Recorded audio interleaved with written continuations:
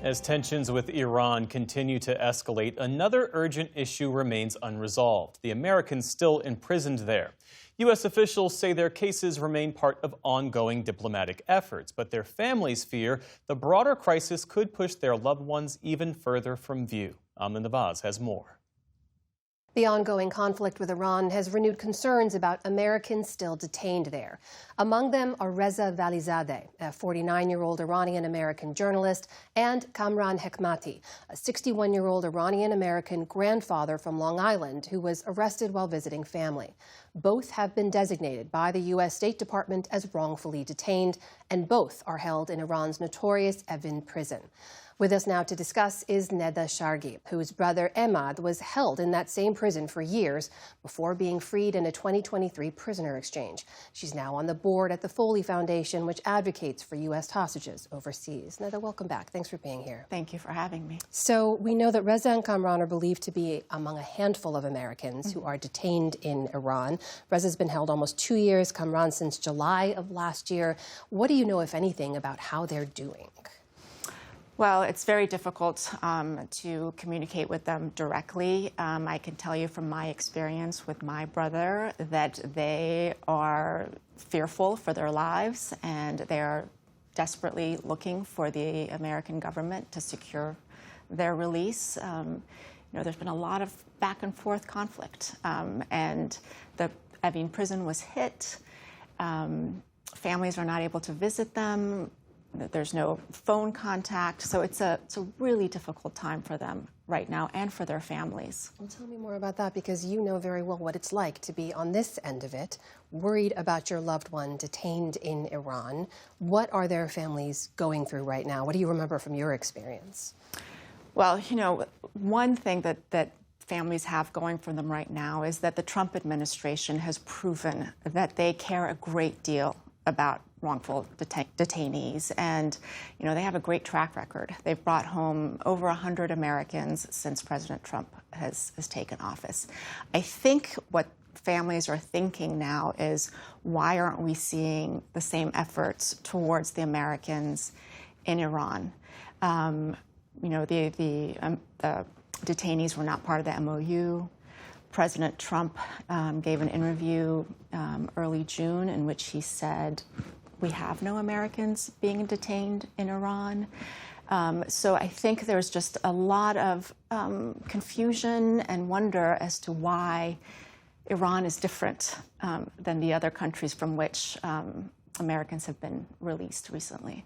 As you know, the U.S. and Israel launched that war in late February. It's obviously complicated efforts and talks around this, as we can assume. But Secretary Rubio was asked in late June why the Americans held in Iran haven't been released yet. Here's what he said in part.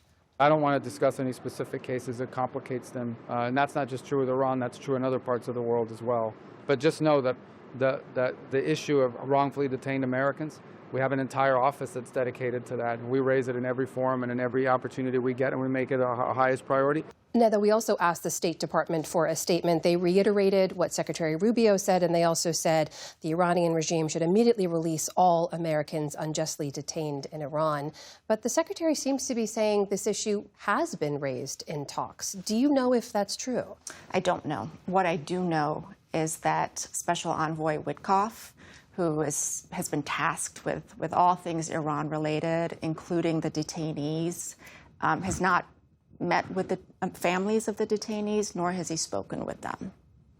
And why is that important, based on what you lived through? Because you've been publicly critical, saying that none of the families have heard from Jared Kushner or from the Special Envoy Steve Witkoff on this.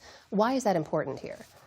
It's simple. It's out of mind, out of sight, out of mind, right? And I have watched Special Envoy Witkoff talk about how important it was to meet with the families of the hostages in Gaza, how it touched him, how it motivated him. And I think that if he would take the opportunity to do this with the families of the Americans in Iran, it would humanize them. For me, it's like a surgeon operating on a patient without having ever met the patient.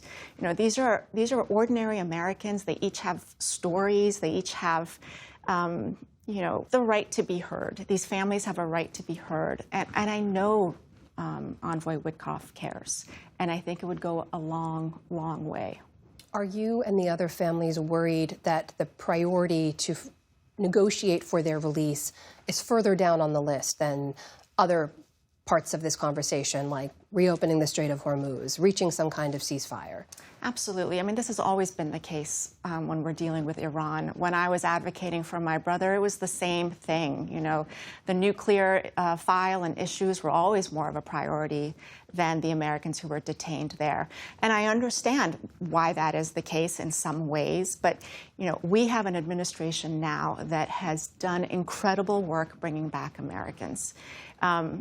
I don't think it's mutually exclusive. You can have those conversations about the nuclear file and the Strait of Hormuz and all the other important issues, but you can also emphasize that there are Americans being detained there and that we need to bring them home. And I think this is one of the reasons why I would love the Special Presidential Envoy for Hostage Affairs to be more involved. I know everything is in the hands of Envoy Witkoff, but if Adam Bowler was more involved, if he was in the room every time these conversations were happening, he would make sure that the Americans, you know, wouldn't be forgotten. Neda Shargi, board member of the Foley Foundation. Thank you so much for being here. Thank you. Thank you for having me.